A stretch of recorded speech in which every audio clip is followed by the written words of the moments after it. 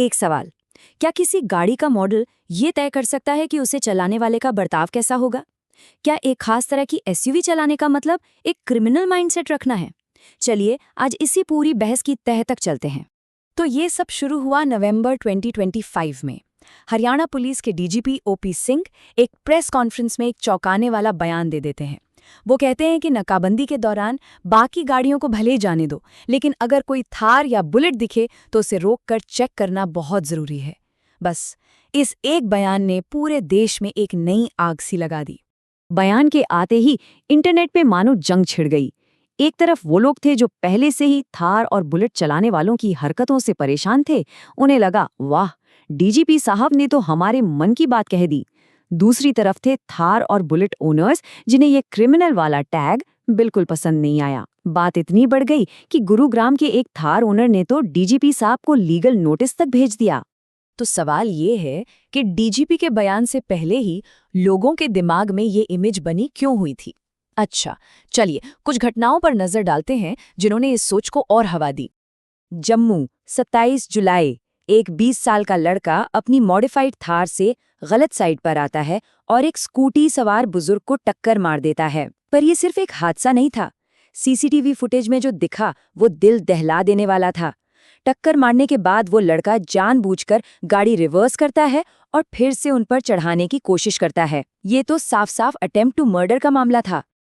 और social media पर जब ये वीडियो वायरल हुआ तो लोगों के दिमाग में एक ही बात आई, गाड़ी कौन सी? थार। अब उस केस को देखते हैं जिसका जिक्र खुद डीजीपी ओपी सिंह ने अपनी प्रेस कॉन्फ्रेंस में किया था।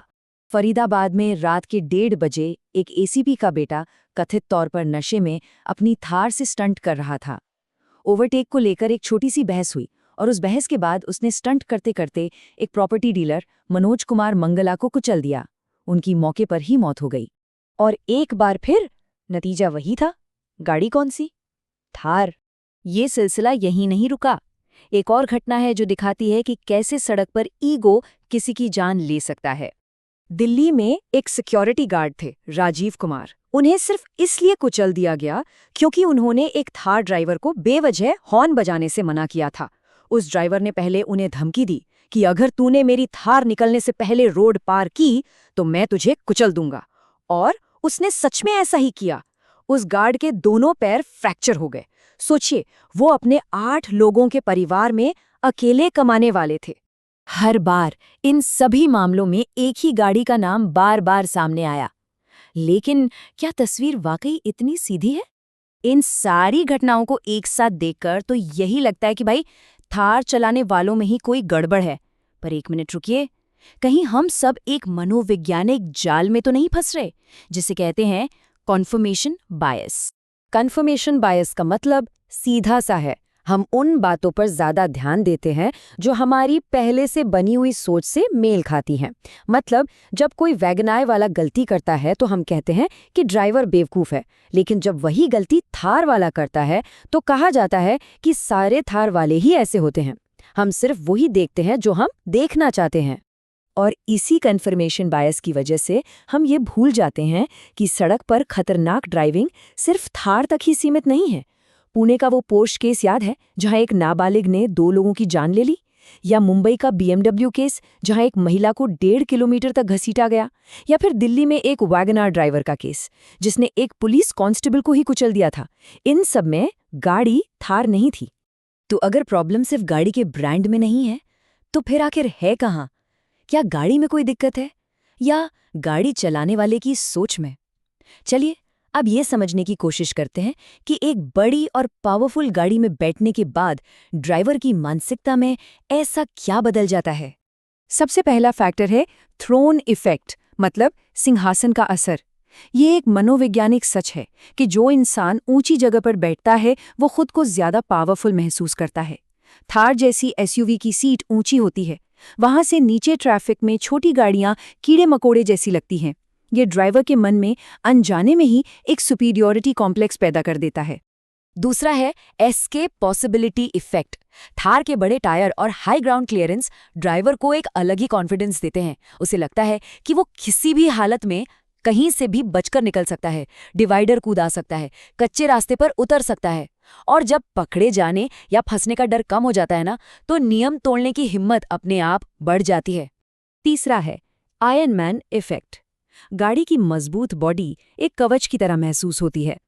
ड्राइवर को लगता है कि अगर टक्कर हुई भी तो सामने वाले का नुकसान होगा, मेरा क्या बिगड़ेगा। ये जो सेफ्टी का एहसास है ना, यही उसे लापरवाह और आक्रामक बना देता है। ये एक तरह से सेफ्टी की दबंगई है। चौथा factor, raw power feedback effect. Thar के इंजन की भारी आवाज और वाइब्रेशन ड्राइवर को एक शिकारी जैसा महसूस कराती है और बाकी गाड़ियां शिकार जैसी लगती हैं। इसे सोनिक डोमिनेंस भी कहते हैं। मतलब मेरी आवाज जहां तक जा रही है वो मेरा इलाका है। ये बेवजह रेस देना सिर्फ तेल जलाना नहीं, बल्कि दूसरों को चेतावनी देना है कि मैं आ रहा हूं। और पांचवां, शायद सबसे जरूरी फैक्टर है एफर्टलेस इन्वेस्टमेंट इफेक्ट। देखिए, साइकोलॉजी कहती है कि हम उसी चीज की कदर करते हैं जिसके लिए हमने खून पसीने की मेहनत की हो। जब 20 लाख की थार पुरखों की जमीन बेचकर आए पैसों से, यानी बिना मेहनत के पैसों से खरीदी जाती है, तो वो एक एसेट नहीं बल्कि एक खिलौना बन जाती है। उसे खोने का डर नहीं होता, और यही बेफिक्री सड़क पर सबसे खतरनाक साबित होती है। तो बात साफ है, थार और बुलेट दोनों ही इंडियन इंजीनियरिंग के शानदार नमूने हैं। गलती इन मशीनों की नहीं है, ये तो पावर और आजादी के सिंबल हैं। असली दिक्कत तब आती है जब इनका स्टीयरिंग व्हील किसी ऐसी मानसिकता के हाथ लग जाता है जो इस पावर को संभालना ही नहीं जानती या फिर उसका गलत इस्तेमाल करती है। तो आखिर में सवाल यही बचता है, असली दोषी कौन है? वो बेहिसाब ताकत जो गाड़ी देती है, या फिर वो इंसान जो उस ताकत को संभाल नहीं पाता? इस पर सोचना बहुत जरूरी है।